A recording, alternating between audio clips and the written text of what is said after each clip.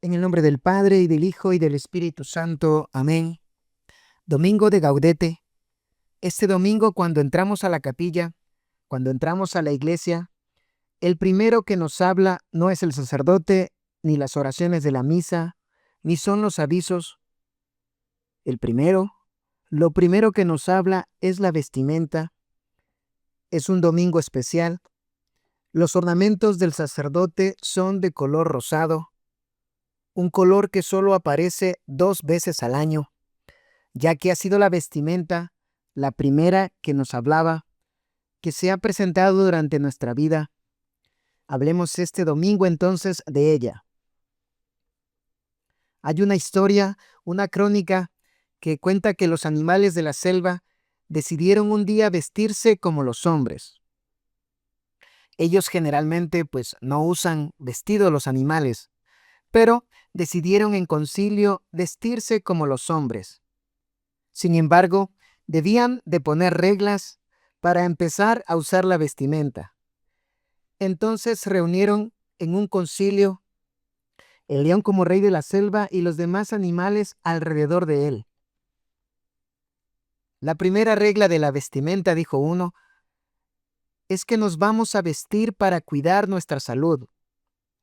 Cuando hace frío es necesario cubrirse, abrigarse.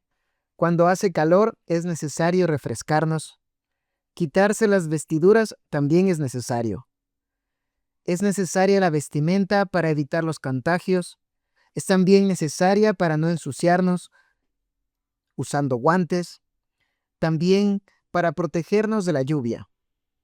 Cuando llueve es necesario cubrirnos con la vestimenta, dijo este animal. Entonces dijeron los demás en la selva, para cuidar nuestra salud de las inclemencias del tiempo, vamos a comenzar a usar vestimenta. Tomaron la palabra en ese momento la leona principalmente y las hembras. Sí, dijeron, está bien, pero la vestimenta también debe dejarnos mostrar nuestra belleza. Los vestidos realzan la belleza de las mujeres. La leona pidió entonces usar vestidos. También la mona pidió vestirse de seda. Y así fueron pasando los distintos animales, las distintas especies, pidiendo poder usar vestimenta para mostrar su belleza. Los machos, el león en primer lugar, también el mono, el oso, el elefante, dijeron que la vestimenta debe dejar mostrar a los machos su fuerza. El elefante advirtió que la vestimenta resalta sobre todo su fuerza. El oso también dijo lo mismo y el león. Ya habiendo puesto esas reglas, pusieron una última. Dijeron que en la selva hay vestidos que no son cómodos, que pueden enredarse con las plantas y entonces, por comodidad, a veces los vestidos elegantes son incómodos, se dañan. A veces es necesario vestirse de otro animal y entonces aquellos que tienen pelaje, para evitar los enredos, pidieron vestirse de animales sin pelaje. Pidieron cambiar la vestimenta por vestidos de otro animal.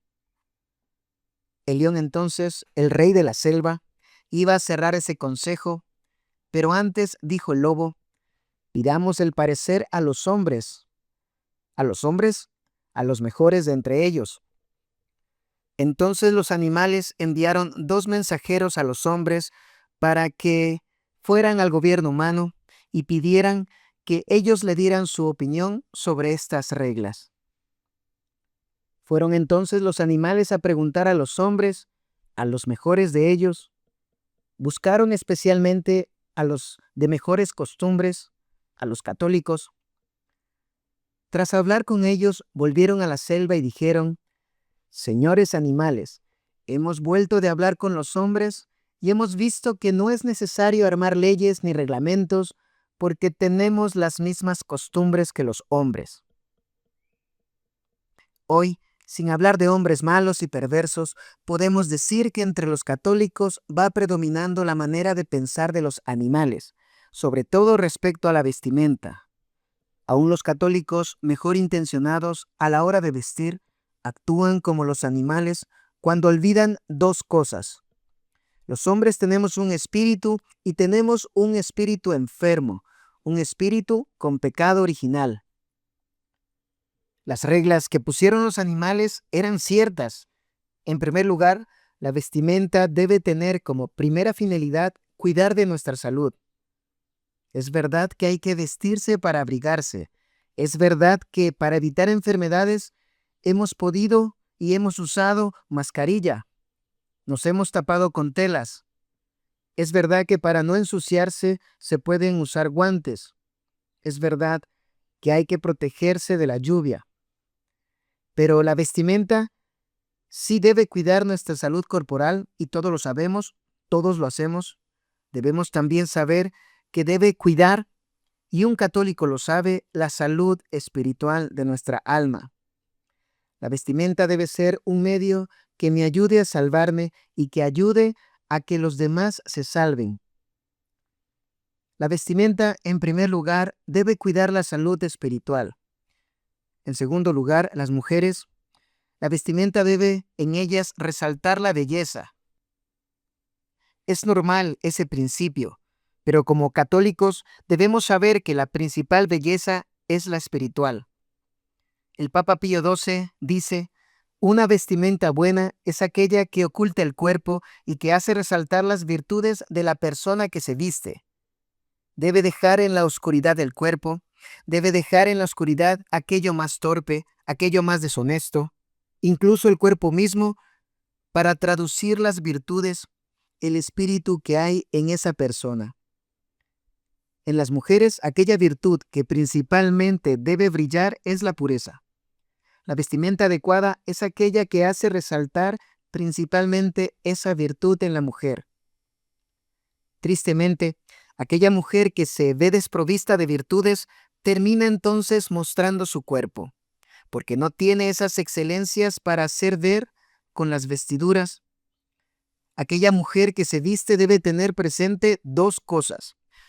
En primer lugar, su propio pecado original. No debe alimentar esa vanidad que tenemos por inclinación del pecado, esa vanidad que la hace pasar tiempo, horas incluso en el arreglo, horas frente al espejo, especialmente para ir a la capilla, para ir a los templos. Es el caso de la mantilla en las mujeres. Cuando uno entra a una capilla, el centro es el sagrario. Todo está ordenado para que sea más fácil mirar a nuestro Señor, para ver el sagrario. Cuando una mujer, a veces por ignorancia, cuando una mujer deja descubierto su cuerpo de cierta manera, disputa el lugar de preferencia con nuestro Señor y entonces se convierte en otro foco de atención. Podría aparecer nuestro Señor y decir: es mi momento, es mi hora. Debe cubrirse, debe tapar sus atractivos por amor a nuestro Señor, la mujer. Eso no lo deben olvidar. Lo más grande en una mujer es su espíritu. Y tampoco debe olvidar que el espíritu de la mujer y el espíritu de todos los demás está enfermo, está dañado por el pecado original. Ahora bien, en los hombres, la vestimenta debe resaltar la virtud principal, que es la fortaleza. Por eso es necesario que el hombre vista como hombre, que vista como varón, que muestre que es fuerte, que esa es su mayor virtud. Una señal de la decadencia de estas sociedades es que el hombre viste de manera afeminada, va perdiendo su rol principal.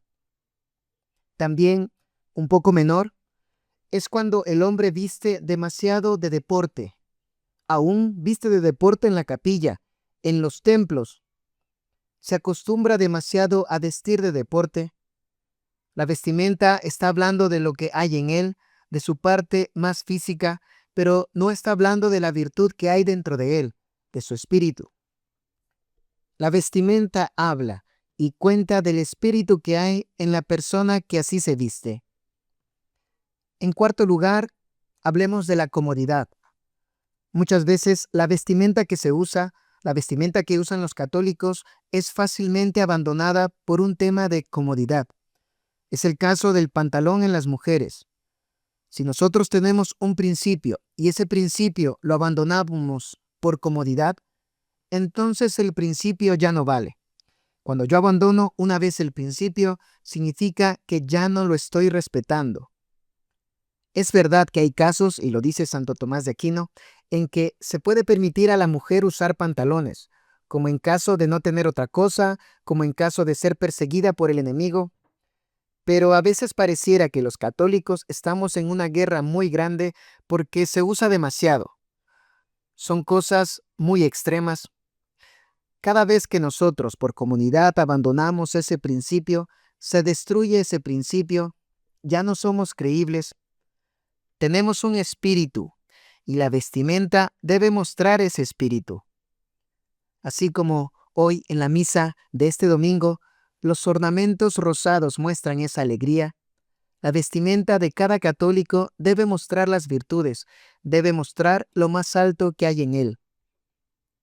Terminemos finalmente con el ejemplo de Nuestra Señora. Vean una imagen de la Santísima Virgen María. Realmente piensen en sus grandezas, en sus exigencias, en su santidad.